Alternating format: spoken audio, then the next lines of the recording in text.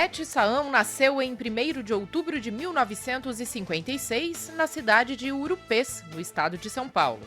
É formada em Psicologia pela Universidade Estadual de Londrina e mestre em Sociologia pela Universidade Estadual Paulista.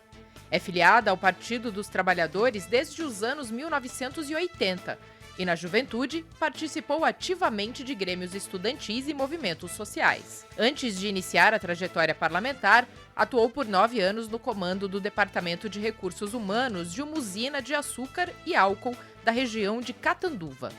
Também foi professora em escolas da rede estadual no noroeste do estado. De 1997 a 2002, esteve à frente da Secretaria de Governo da Prefeitura de Catanduva. Em 2002, foi eleita deputada estadual, tornando-se a primeira mulher do Noroeste paulista a ocupar uma cadeira na Assembleia Legislativa de São Paulo.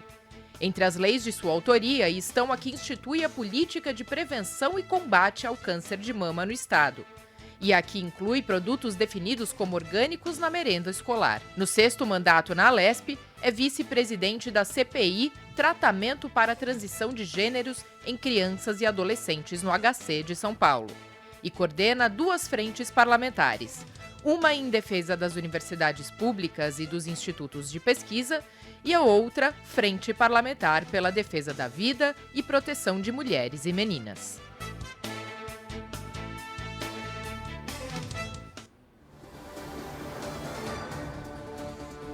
Olá, sejam todos muito bem-vindos, todas muito bem-vindas a mais um Conexão Paulista. O programa que aproxima você das decisões políticas do nosso estado de São Paulo, sempre levando informação de muita qualidade e interesse de toda a população. O programa de hoje recebe a deputada Betty Saão, do Partido dos Trabalhadores, vice-presidente da CPI de Tratamento para a Transição de Gênero em Crianças e Adolescentes no HC São Paulo e coordenadora de 2 frentes parlamentares, uma delas em defesa das universidades públicas e dos institutos de pesquisa e a outra uma frente parlamentar pela defesa da vida e proteção de mulheres e meninas. Deputada, seja muito bem-vinda, obrigada por estar aqui. Eu que agradeço o convite. Deputada, nós separamos então aqui um trecho, mas antes preciso agradecer aqui aos jornalistas que me acompanham, Carolina Franca da Rede Alesp e Fábio Galassi do portal da Rede Alesp. Aos dois, muito obrigada pela parceria. Obrigada, Mariana, Fábio, mais uma vez aqui pela companhia nessa sabatina com a deputada Betty Saão. Obrigada pela presença, deputada. Eu agradeço. Obrigado, Mari, obrigado, deputada, obrigado, Carol, e a todos que nos assistem. Muito bem, agora sim, deputada, nós separamos um trecho, então, da fala da senhora durante o lançamento da Frente Parlamentar pela Defesa da Vida e Proteção de Mulheres e Meninas, onde a senhora fala que a violência, então, é uma epidemia. Vamos acompanhar. Sim. O feminicídio aumentou, agressões aumentaram, estupros aumentaram, então nós precisamos agir com rapidez e com compromisso de fato, enfrentar essa grande epidemia que é a violência sobre a mulher. Deputada, podemos começar por aí? A gente sabe que os números de violência contra a mulher, infelizmente, só têm aumentado não só no nosso estado, mas também no nosso país. Exatamente. Só nesses dias agora, nós tivemos a ocorrência aqui no estado de um policial militar que agrediu a mulher com 5 socos e em seguida com 3 tiros, tirando a vida da sua esposa. No interior, em Nova Granada, nós tivemos a agressão de um parceiro sobre a mulher grávida.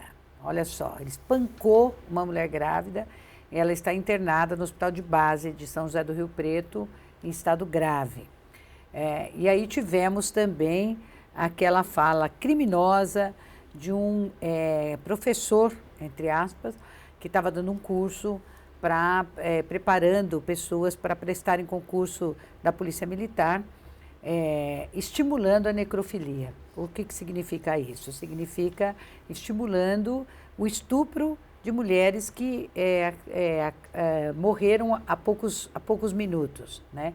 Ensinando inclusive a forma de você manter a mulher quente. Olha que isso chega a níveis insuportáveis, a violência contra a mulher, a agressão.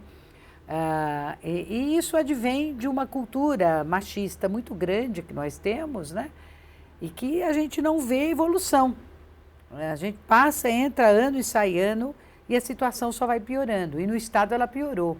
E aquilo que antes era apenas na capital, nos grandes centros urbanos, hoje se interiorizou. A violência contra a mulher hoje, ela está presente em muitos municípios. Não importa mais se o município é pequeno, se é médio, se é grande. Acontece a violência em qualquer um desses municípios. Portanto, ela está capilarizada no Estado, é só ver os números, inclusive.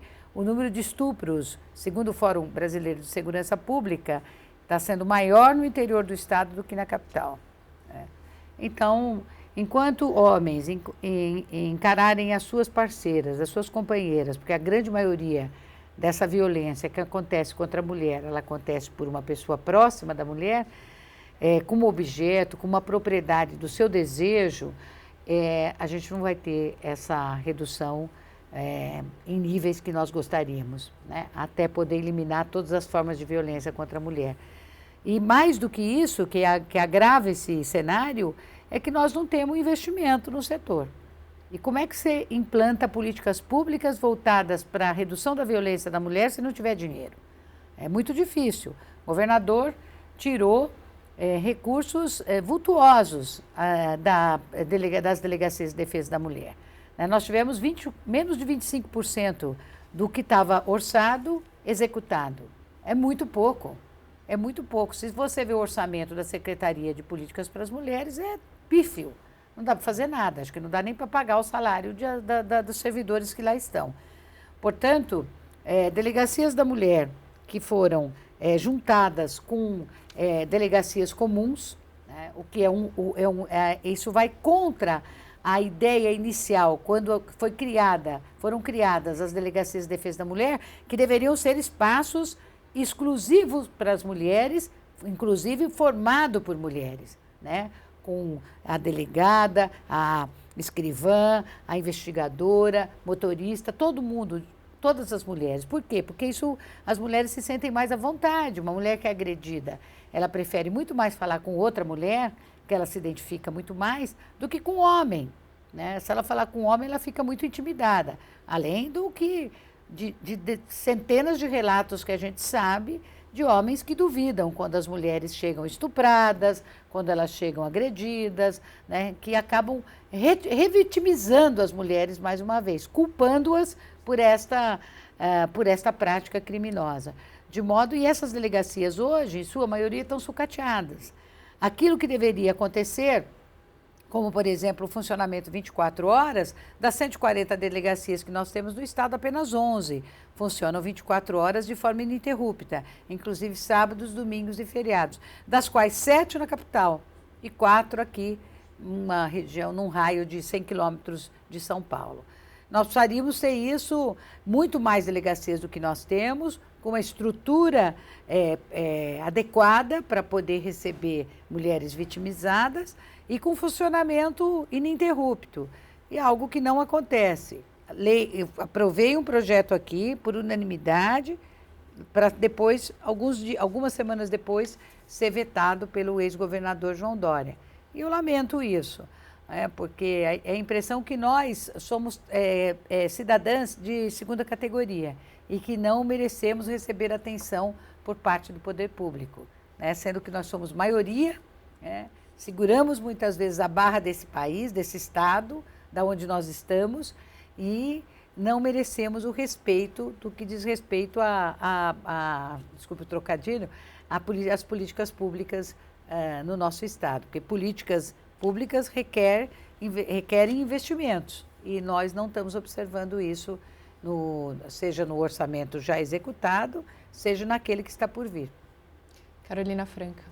Deputada, a senhora trouxe aqui na questão da delegacia das mulheres terem como profissionais, então, delegadas, as PMs e também atendentes mulheres, para que essas mulheres se sintam mais à vontade. Ninguém mais do que as próprias mulheres conseguem ter uma visibilidade melhor das suas demandas, né? Sem dúvida. Então, deputada, você está aqui no seu 6º mandato. Essa é a legislatura com o maior número de mulheres aqui na Assembleia Legislativa. A senhora acredita que ainda precisa se caminhar? A gente teve na legislatura passada, a senhora não estava presente, mas a deputada Érica Malunguinho, a primeira mulher trans a ocupar uma cadeira aqui no Legislativo Paulista. Como a senhora visualiza o aumento dessas mulheres aqui nesses cargos de poder e se essa luta vem melhorando com a presença de vocês aqui no Parlamento? É muito relativo isso. A presença de mulheres é sempre importante. Nós deveríamos estar ocupando aqui mais da metade das cadeiras, se fosse respeitada a proporcionalidade do número de eleitoras que nós temos na sociedade. Nós somos 52% do eleitorado. Daqui a pouco seremos mais, né? Porque nascem mais mulheres, enfim, uma série de razões. Mulher vive mais, também segundo o censo, o último censo. Mas o que a gente, isso nos agrada? Nos agrada. Só que nós precisamos ter mulheres também que participem mais efetivamente dessa luta.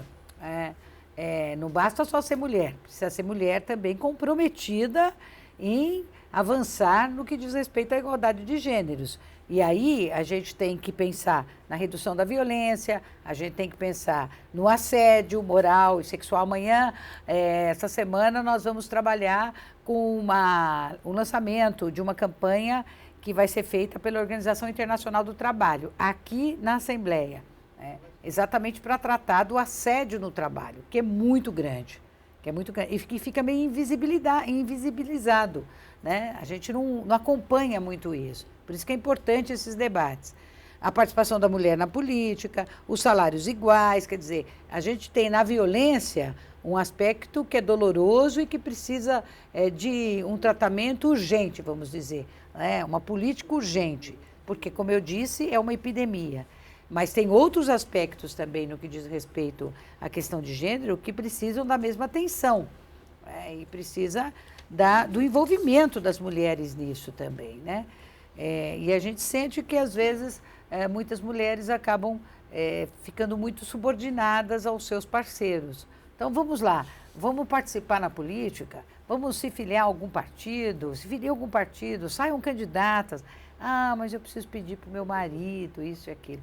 Na hora que o marido normalmente decide ser candidato ou participar de um partido político, eu tenho muitas dúvidas se ele vai pedir autorização para a sua parceira. Então, tudo bem, eu acho que quando a gente vive com alguém, a gente tem que partilhar tudo, né? Mas, acima de tudo, tem as vontades pessoais, que também precisam ser respeitadas. No caso das mulheres, a gente sabe que isso não é tão fácil assim. Então, nós precisamos mudar uma cultura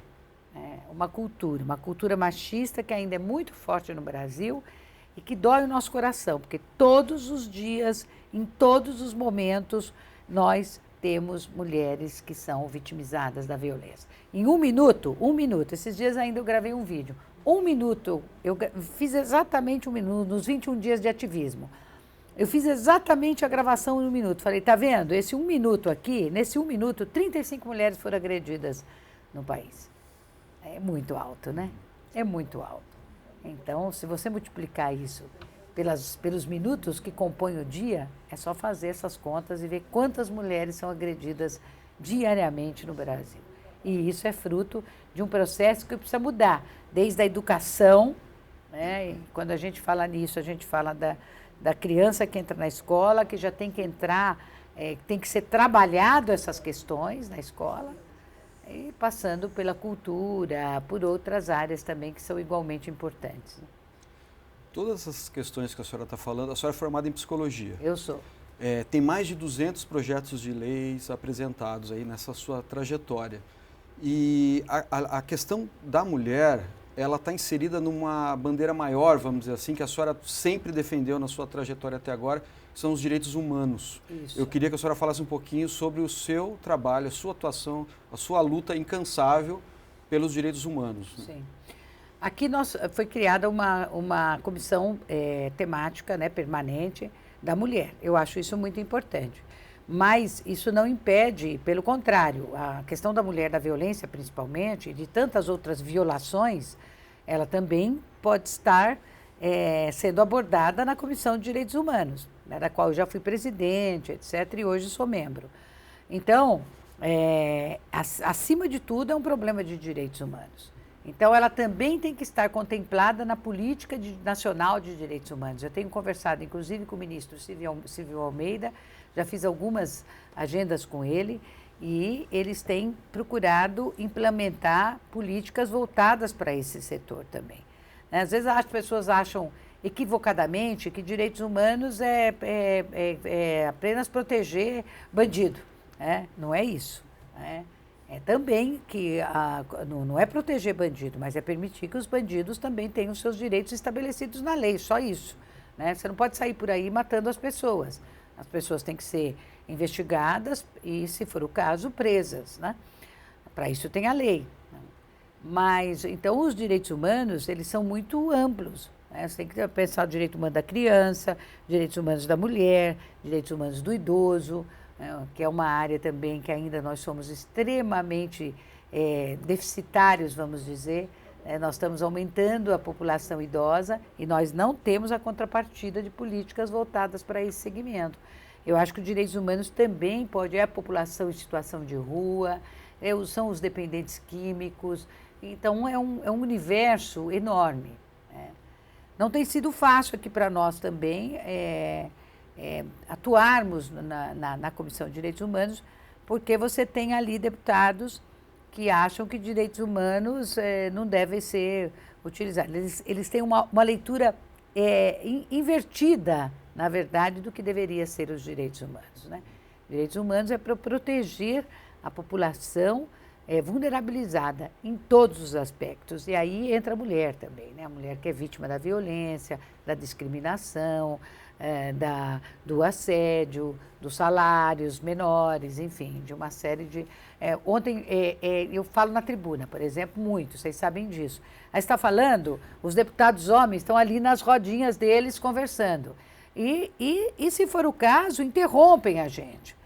E eu observo isso com os homens. E eu tenho reclamado de forma muito recorrente, inclusive com o presidente da casa, interrompendo minha fala para falar, escuta, espera um pouco, tem que ter silêncio aqui. Da mesma forma que a gente fica sentada de forma disciplinada, ouvindo as pessoas quando elas estão se posicionando, você pode não concordar, mas você está ali, você não quer ouvir, então você sai dali.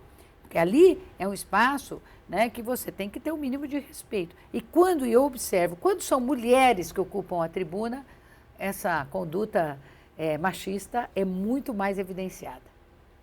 Falando ainda em direitos humanos, deputada, pegando o gancho, como a senhora mesmo citou agora, direitos humanos não é só falar de mulheres ou idosos, mas é também falar de crianças. Né? E a senhora é vice-presidente de uma comissão parlamentar de inquérito instaurada aqui dentro dessa casa sobre o tratamento para a transição de gênero em crianças e adolescentes. Né? É uma CPI, digamos, polêmica, o que tem gerado polêmica no Estado, mas que são temas que devem ser abordados e enfrentados. Sim, é uma CPI que, na verdade, não deveria nem ter existido. Primeiro porque não tem transição de gênero em crianças e adolescentes. Né? O que você tem na fase da adolescência, com a autorização familiar, quando você está na puberdade, quando você atinge a puberdade, você fazer uma interrupção através da utilização de hormônio, mas que pode ser inclusive reversível. Né? É isso. Então, é uma CPI que questiona um trabalho inquestionável, na verdade, de profissionais do Hospital das Clínicas, médicos renomados, tanto na psiquiatria, quanto na endocrinologia, quanto na pediatria, quanto profissionais de psicologia, enfim. É um trabalho que já tem desde 2013, ele foi reconhecido pelo Conselho Federal de Medicina, pela Organização Mundial de Saúde, que já adota isso nos seus compêndios, tirando isso da CID, né? Não tem doenças aí, né? Tem um acompanhamento que deve ser feito para evitar o sofrimento das pessoas quando elas atingem a fase adulta, de modo que o Hospital das Clínicas, através do seu laboratório Antigos, que cuida dessas questões, desenvolve um trabalho irretocável. Reconhecido inclusive para o Ministério Público, que arquivou denúncias de que eles estavam transgredindo fazendo uma possível transgressão naquilo que é estabelecido pela ética médica, pelo Conselho Federal de Medicina. Não há nenhuma razão evidenciada nesse sentido e, portanto, foi arquivado. Então, aqueles que são contrários a esse atendimento não tem nenhum estudo que comprove isso, estudo científico, ao contrário daqueles que adotam esse acompanhamento médico, que é fundamental para reduzir o sofrimento das pessoas que têm identidades de gênero de uma outra forma, diferente daquelas que elas nasceram. Então, Eu acho que tratamentos como esses são importantes para você não aprofundar ainda mais o sofrimento das pessoas, que já não é fácil. A gente sabe que isso deve ser uma opção, uma orientação difícil, né? Mas e por isso que precisa ter amparo, por isso que precisa ter acolhimento, por isso que você não pode ter um olhar de crueldade como alguns membros da CPI querem ter em relação a essa população.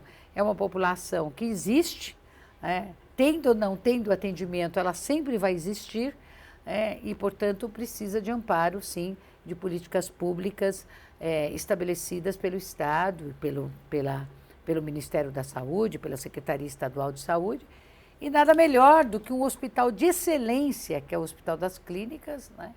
O hospital mais importante da América Latina, e, portanto, a gente está ali para defender esse trabalho dentro dos preceitos que o próprio Conselho Federal de Medicina estabelece. Mas ainda é um tema que precisa ser desmistificado, né, Precisa deputada? ser desmistificado, não é? E ele não pode ser ideologizado, né? Nem do ponto de vista da ideologia que eu acredito, nem do ponto de vista das crenças religiosas. Uma coisa é a minha religião, outra coisa é a ciência, né? Há momentos que elas podem até caminhar juntas, mas há momentos que elas são separadas, para o bem-estar da população. Eu me lembro quando a gente teve aquela discussão da utilização de células-tronco, né? Haviam setores religiosos que foram contrários a isso e essa discussão acabou no Supremo, que acabou aprovando a utilização de células-tronco. Agora eu pergunto para vocês, de lá para cá, quantas vidas foram salvas pela utilização de células-troncos? Quantos benefícios hoje a células-tronco apresenta, inclusive na cura do câncer, né? Então, acho que a ciência evolui e a gente precisa aplaudir a evolução da ciência quando se trata dos cuidados e da preservação da vida. Carol. Deputada, tramita aqui na LESP um projeto de lei de autoria da senhora que se chama Cuca Legal, saúde mental, né, nas escolas. Eu queria que a senhora explicasse um pouco melhor se seria direcionada apenas para os alunos ou também para os professores, visto que a gente tem percebido e sendo infelizmente noticiadas muitas questões de agressões e violência contra os professores e esses alunos precisam também dessa atenção específica para a sua saúde mental. Falar um pouco desse projeto. Para toda a rede de educação, mas não só isso, para a transversalidade também de secretarias, né, de áreas, né, vamos dizer assim, na área da educação juntamente com a área da saúde, né. Eu não tenho os números aqui, mas são assustadores o número de professores que são afastados por problemas de ordem mental, né, pelo esgotamento, pela ansiedade, pela depressão. Os transtornos de ansiedade, por exemplo, o Brasil é campeão do mundo em transtornos de ansiedade. E, obviamente, que isso se reflete nas mais diferentes áreas, e a educação é uma delas. A depressão, nós somos, se não me engano, o primeiro colocado da América Latina, né, em transtornos depressivos. Então, tudo isso nos obriga a apresentar alternativas para você sair dessa situação. A gente vê, por exemplo, o número de suicídios como aumenta. E a gente sabe que o suicídio infelizmente, uma prática que está diretamente ligada a esses transtornos de ordem mental. Então, a saúde mental, ela sempre foi problema. Com a pandemia, ela piorou ainda mais, né? Piorou demais na população. Mulheres são muito vítimas de problemas dessa natureza, né? Então, a gente precisa olhar isso. Eu fiquei muito triste porque nós aprovamos mais uma vez um projeto aqui e mais uma vez o governador Tarcísio, agora o governador Tarcísio, vetou esse projeto. E não tem nenhuma, inclusive, não há, é apenas você reorganizar a rede, né? Você não precisa gastar a mais, você apenas reorganiza essa rede. A presença, por exemplo, de psicólogos é fundamental. A violência nas escolas aumentou e nós vimos tragédias, inclusive, que ocorreram aqui no nosso estado. Nada nos garante que isso não pode acontecer novamente, né? O bullying é uma prática que existe de forma muito frequente ainda nas escolas e ele leva, muitas vezes, a radicalização da violência no interior das escolas, consumo de drogas, conflitos familiares, conflitos entre colegas, enfim, você tem uma série de questões que acontecem no dia a dia das escolas e não há uma retaguarda para isso. Antes você tinha, inclusive, as salas de mediação. Eu me lembro quando eu fui presidente da Comissão de Educação e Cultura, a gente visitou várias escolas, fizemos várias eu diria, diligências, vamos dizer, né? Em escolas da rede estadual. E, naquele momento, o governo estava retirando, fechando essas salas de mediação e não colocando nada no lugar. Então, eles falam das contratações de psicólogos, mas até agora, efetivamente, a gente não viu. E quando o governo acena, vamos contratar psicólogo, a gente sabe que a quantidade é muito insuficiente diante do universo de escolas que nós temos em todo o estado. E escola, o problema pode acontecer aqui em São Paulo e pode acontecer numa cidade de 3 mil habitantes, porque lá também tem alunos, né? Lá também um professor pode sofrer agressão, né? Os alunos podem brigarem entre si. Quantas vezes a gente vê, às vezes, vídeos nas redes sociais, né, de alunos que no intervalo da aula, na saída de escola, na entrada de escola, acabam se agredindo de uma forma assim que se assusta, né? Então, esse ambiente que a gente vê hoje na sociedade, ele acaba sendo conduzido também para as escolas, né? Porque a escola é o reflexo das famílias, da sociedade, né? Se a gente não tiver nada lá dentro, é muito ruim isso. E prejudica, inclusive, o processo de aprendizagem. Como é que você vai aprender num ambiente de agressão, num ambiente nocivo, num ambiente de insatisfação? Você tem várias nuances aí que você precisa tratar, cuidar, né? Esse cuidado que a gente vê ainda muito distante, tanto para os alunos quanto para os profissionais que atuam na parte de servidores, agentes de organização escolar, enfim, quanto os professores, né? Que ficam muito fragilizados também diante disso e também chega a um esgotamento, né? Porque não é fácil. Às vezes, eu já fui professora efetiva, concursada do Estado. Então, chega uma hora que, às vezes, uma sala com 35, 40 alunos não é tão fácil assim, né? Você segurar. É difícil. Então, por isso, precisa ter esse amparo por parte do Estado. E a gente não vê isso de uma forma mais consistente. Bom, a senhora falou da questão da necessidade de conteúdo, né? Então, a gente pensa em questionamento, em lançamento de ideias, de propostas, de grupos de diálogo, de debate sobre tudo no país, no Estado, né? A senhora lidera a Frente Parlamentar em Defesa das Universidades Públicas e os institutos de pesquisa. Eu queria que a senhora falasse um pouco sobre isso, porque são 2 ninhos de ideias do futuro, né? São máquinas de transformação da sociedade. E eu queria que a senhora falasse sobre se tem sido difícil trabalhar nessa questão e o quanto avançou. Eu tenho uma experiência, passei uma parte da minha vida também da academia, né? Por isso que eu me identifico bastante com essa área. São Paulo tem 3 grandes universidades, que é a USP, a Unesp e a Unicamp, com um número grande de alunos. A Unesp tem uma característica bastante diferente, porque ela está regionalizada. Inclusive, o perfil dos alunos hoje também mudou bastante. Hoje você tem alunos mais pobres, você tem alunos pretos, né, num percentual que até pouco tempo atrás a gente não tinha, graças às cotas, né? A Unesp foi a primeira universidade pública do Estado a abrir para as cotas. Depois veio a Unicamp e, por fim, a USP. E isso mudou bastante o perfil das universidades, graças a Deus, né? Hoje elas são mais inclusivas. E muita gente duvidava e achava que, não, vai entrar esse pessoal que vem da escola pública, principalmente a elite, né, que sempre foi egoísta nesse país. E vai piorar a qualidade de ensino, muito pelo contrário. Hoje a USP está entre as 200 melhores universidades do país, segundo o último ranking. Então, e produzem conhecimento, produzem ciência, produzem inovação tecnológica. E isso é o que talvez seja uma das questões que ainda precisa ser melhor trabalhada. E esses dias eu dei uma entrevista para um pessoal da USP, e falei exatamente isso, é você aproximar essas descobertas, esses conhecimentos, esses benefícios que são descobertos na universidade para as comunidades. Acho que isso é que ainda falta, né? A universidade pode e deve contribuir muito mais ainda, né? Agora, ela é uma criação de ideias praticamente contínua. Isso vale para as universidades federais também.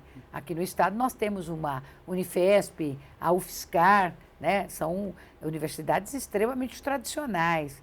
Então, eu faço isso assim com muita convicção, de que é preciso, eu não digo, talvez esse termo que eu vou usar pode ser um pouco amplo, mas popularizar esse trabalho esses trabalhos que são realizados na universidade. É claro que a gente sabe que muitas vezes esse copo que está aqui, ele pode ser fruto de uma pesquisa. E hoje a gente precisa mais do que nunca das universidades e da pesquisa, porque você tem uma crise climática, por exemplo, que afeta o mundo inteiro, né? As universidades estão trabalhando com energias alternativas, como, por exemplo, o hidrogênio verde. E não é só a universidade, aí entram os institutos. Por exemplo, o IPT, o Instituto de Pesquisas Tecnológicas, ele também está trabalhando com a questão do hidrogênio verde, que vai contribuir muito para a redução da poluição. Imagina isso em nível do mundo. Se você pegar a saúde, você vai ver que o Instituto Butantan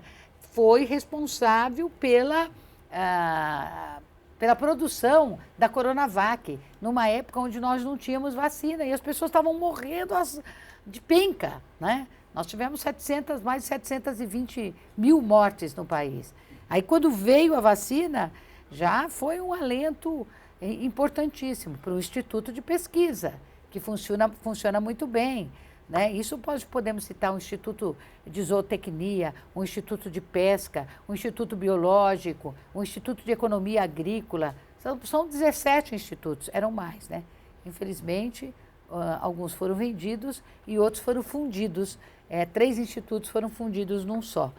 Então, é mister que a gente tenha recursos para esses institutos. O que acontece?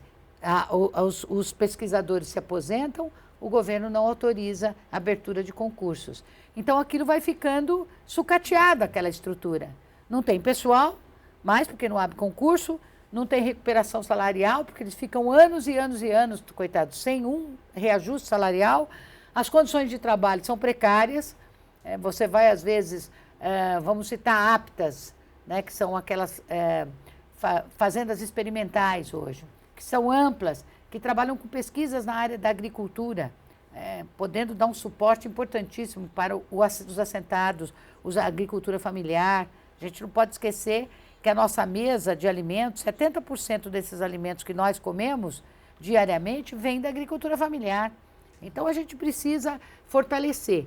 Então, eu coloco na LOA, né, coloco primeiro no orçamento, na Lei de Diretrizes Orçamentárias, agora nós estamos colocando na Lei Orçamentária Anual, e inclusive pedindo ajuda para a FAPESP.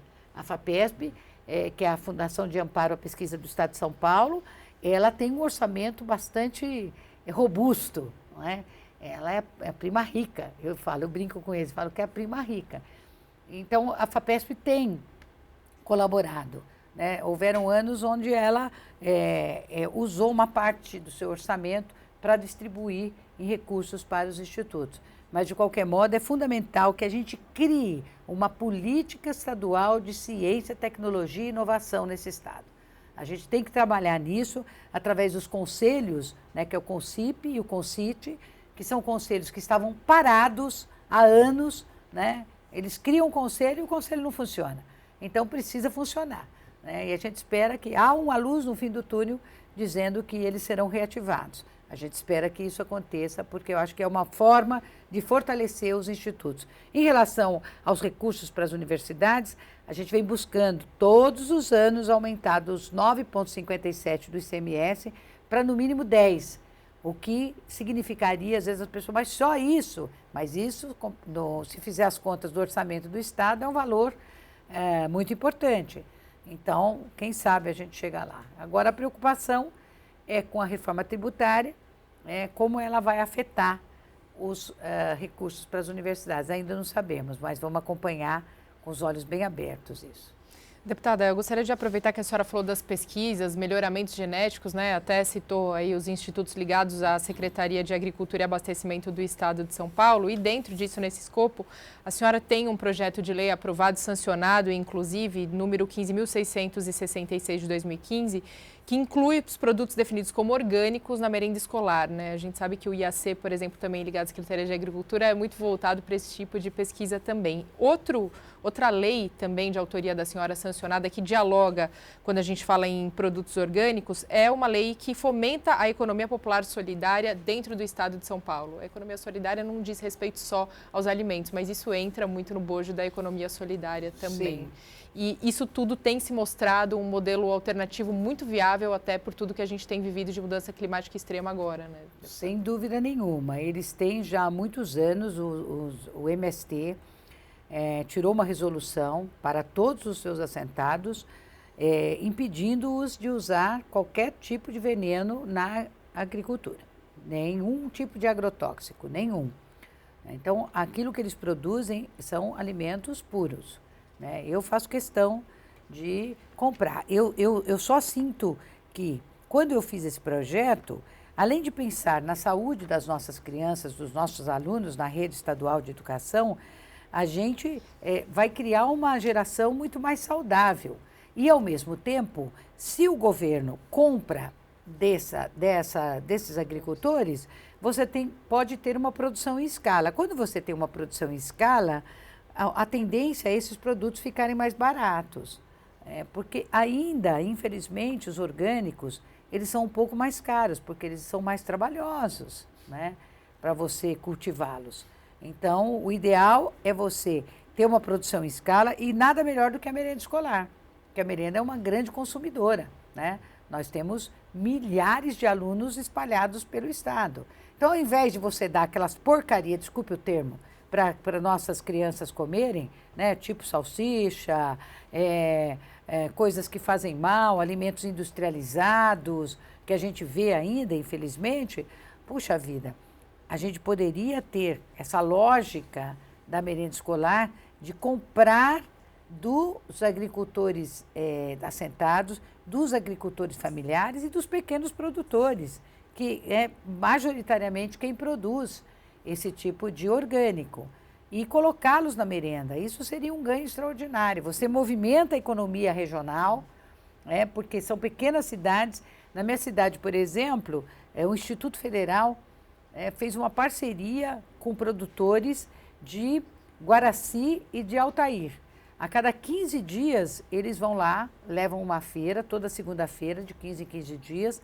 Ali eles têm uma série de produtos que eles põem para vender. E eles agora estão fazendo uma associação com o SESC, que é onde a gente sabe da importância do Sistema S.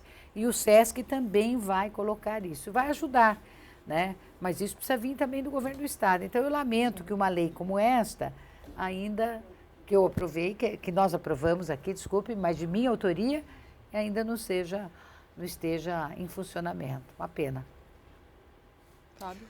Questão, mudar um pouquinho de assunto, o projeto de lei mais recente que a senhora apresentou na casa diz respeito à obrigatoriedade da distribuição de água potável em shows. Isso. E a gente vem de recentes problemas graves relacionados a isso, né? Que diz respeito à segurança, à saúde pública, ao direito do consumidor, uma série de questões, né? Queria que a senhora falasse um pouquinho sobre esse projeto que está saindo do forno agora, que é recente da senhora. Sai do forno mesmo. Eu achei importante, porque me sensibilizou muito o dia que eu vi aquela jovem que perdeu a vida, né, porque um calor extremo e proibida de entrar com água no local onde estava sendo o show. E essas pessoas chegam com muita antecedência no show, com bastante antecedência. Eu levei minha sobrinha, por exemplo, no The Town, né, por dois dias. Quando foi organizado o The Town aqui, nós não estávamos com esse calor. Mesmo assim, eu observei lá dentro várias falhas. Primeiro, não pode entrar com água, que é um absurdo. Segundo, para você pegar uma água, você tinha que enfrentar uma fila enorme. Às vezes, parada ali por 40, 50 minutos, até chegar a sua vez de comprar água.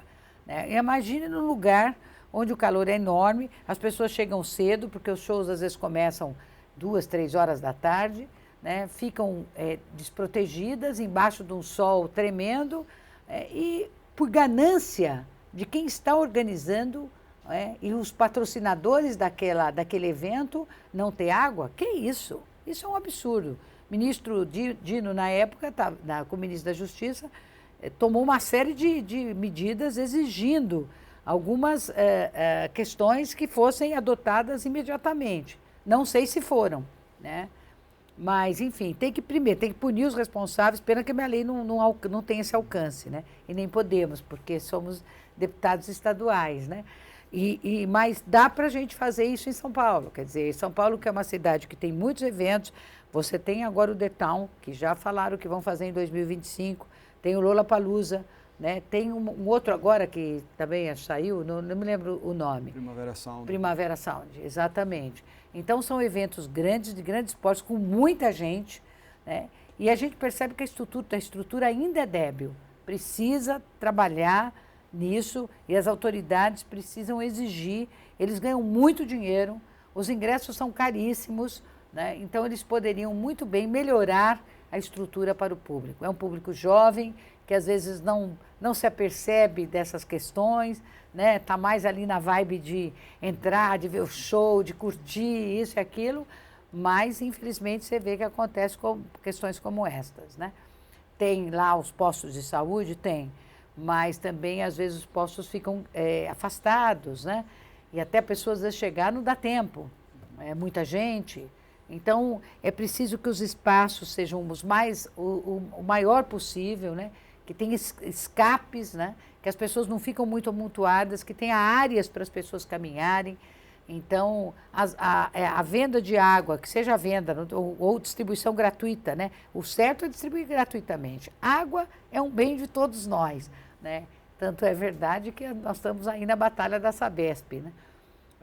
E, portanto, ela pode ser distribuída gratuitamente. Não é possível que você pague R$20 por uma garrafinha de água. Isso é uma exploração sem limites. É preciso barrar essa ganância de quem faz e é responsável pelos eventos. Antes de eu passar para a Carolina Franca, vou pedir licença, porque nós temos umas fotos da senhora que esteve no The Town esse ano, inclusive, né, deputada, curtindo aí com a sua sobrinha. Tem 15 aninhos. E aí tem uma pergunta da nossa editora-chefe. A senhora foi ouvir o quê? Assistir qual banda? Eu fui assistir. Ela queria ver o Maroon 5, né? Maroon 5, e também o que fez mais sucesso, Bruno Mars. O Bruno Mars. Então, eu fui no domingo e depois fui no feriado do dia 7. Mas eu, particularmente, fui ver um pouco de jazz, né?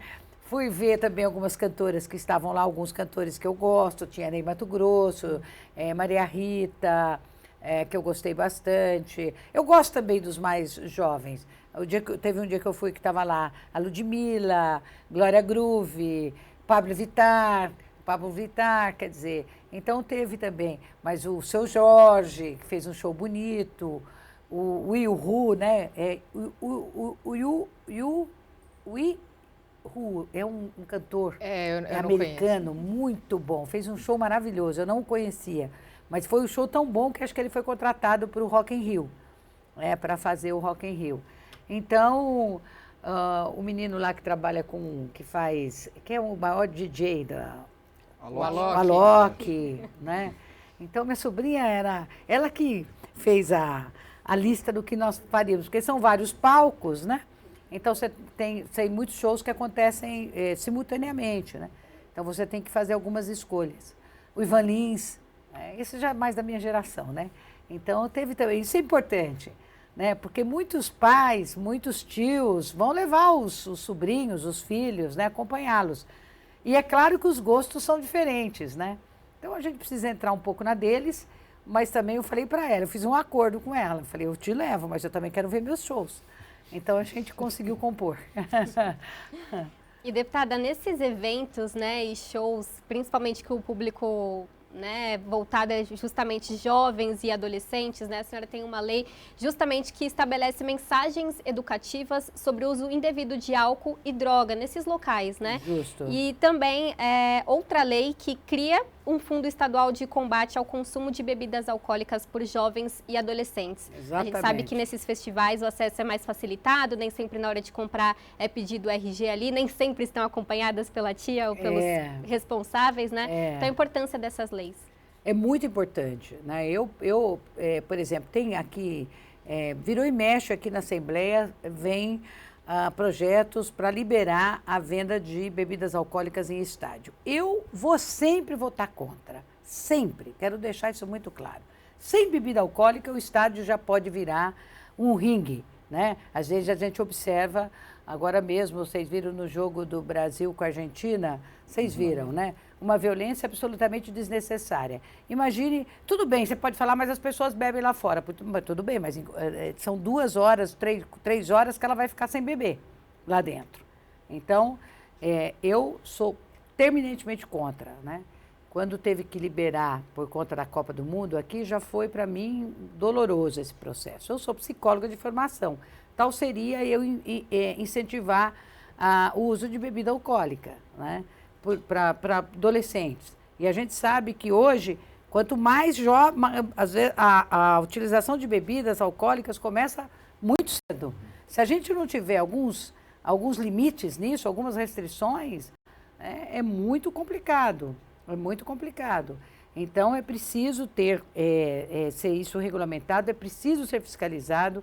Eu acho que a fiscalização ainda é insuficiente. Você tem razão quando você fala que, por exemplo, nesse festival de tal, tinha lá pessoas que eles põem uma máquina nas costas, né? E como se fosse um barril, tambor, né? Um barrilzinho, né? E vendem cerveja. Tinha muito. É claro que não vai pedir, né? Mas se eu, por exemplo, eu não desgrudei da minha sobrinha, ela é muito responsável, nem um minuto. Eu acho que os pais não deveriam deixar os filhos irem com menos de 18 anos desacompanhados, né? Mesmo que tenha, porque às vezes hoje a juventude, eles têm 15 anos, parece que tem 1,90 m de altura, né? Se desenvolvem muito rápido. Então é difícil você saber mesmo, né? Mas cabe à família fazer esse controle, né? Eu acho que tem que fazer. Nem sempre, num evento que tem 100 mil pessoas, como que você vai controlar isso, né? Muito difícil. Sem dúvida. Deputada, para que nós possamos finalizar, eu gostaria que a senhora deixasse uma mensagem, então, ao final do programa, para quem nos acompanha, sobre a sua luta na Assembleia Legislativa após 6 mandatos. E agora, né, estamos finalizando, fechando aqui mais um ano legislativo na Assembleia Legislativa, aqui na Lesp. Então, uma mensagem. Bom, primeiro que as pessoas podem continuar contando com o trabalho da gente, né, de uma forma muito séria, muito comprometida, para melhorar a vida da população paulista em todos os seus aspectos e na defesa intransigente dos interesses dessa população, né? A gente tem a crença de que o Estado não precisa estar em tudo, mas precisa estar naquilo que é mais importante. O Estado precisa investir na saúde, precisa investir na educação, na segurança pública, na moradia, no cuidado com as pessoas mais vulnerabilizadas. Essa cobrança do meu mandato, ela é incessante. E todos os projetos que a gente apresenta com esse viés também, nesse sentido, para buscar melhorar a vida das pessoas. Nós estamos no estado mais rico da nação, né? Só que muitas políticas não chegam até quem de fato tem que chegar. Então, a gente vê um aumento da população em situação de rua, a gente vê mais gente sem moradia, a gente vê as pessoas esperando para serem atendidas na área da saúde, uma educação que tem falhas imensas. Nós tivemos esse ano várias denúncias que afetaram a Secretaria Estadual de Educação por conduta irregular em muitas áreas. Portanto, a gente precisa ficar atento. E isso a gente faz aqui, o tempo inteiro. Então, essa convicção eu tenho e a população também pode ter. No mais, eu acho que eu sou muito otimista. Acho que a gente tem que manter as esperanças no nosso coração, que 2024 possa ser um ano de muitas realizações para a gente. A gente tem que sonhar. né, ir atrás desses sonhos. Se a gente vai conseguir, não sei, mas eles são importantes, inclusive, para a nossa saúde mental, né?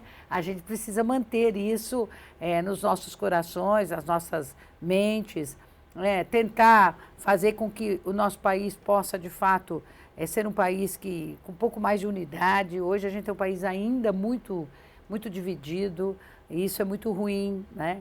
A gente procura dialogar que o respeito possa fazer parte da nossa relação, né?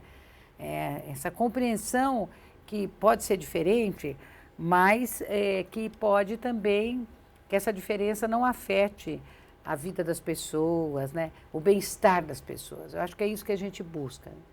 A gente pode ter uma vida boa, né? Razoavelmente boa. A gente quer que essa vida razoavelmente boa seja disponível para o conjunto da população, né? Porque senão as injustiças são grandes e isso dói a gente dói na gente e a gente não quer que isso aconteça com as pessoas, né? Então que tenhamos aí um 2024 com mais compreensão, mais tolerância e sobretudo mais esperança. Muito bem, nós recebemos então hoje no Conexão Paulista a deputada Beth Saão do Partido dos Trabalhadores. Deputada, mais uma vez agradecendo demais o seu tempo, a sua disponibilidade. Eu que agradeço. Obrigada, Carol, obrigada, Fábio, obrigada, Mariana. Muito obrigada e que vocês também tenham um ano espetacular aí pela frente. A todos nós. A você, então, que nos acompanha de casa, os nossos agradecimentos e nossos agradecimentos especiais também aos jornalistas que nos acompanharam hoje, Carolina Franca e Fábio Galassi, por tocar aqui o programa de hoje tão bem comigo. Muito obrigada. Todas as quintas-feiras você já sabe, né? Nós temos um encontro marcado a partir das 9 horas da noite, sempre uma entrevista exclusiva aqui no Conexão Paulista. Muito obrigada pela conexão, também pela conexão e pela companhia. Eu te espero no próximo programa.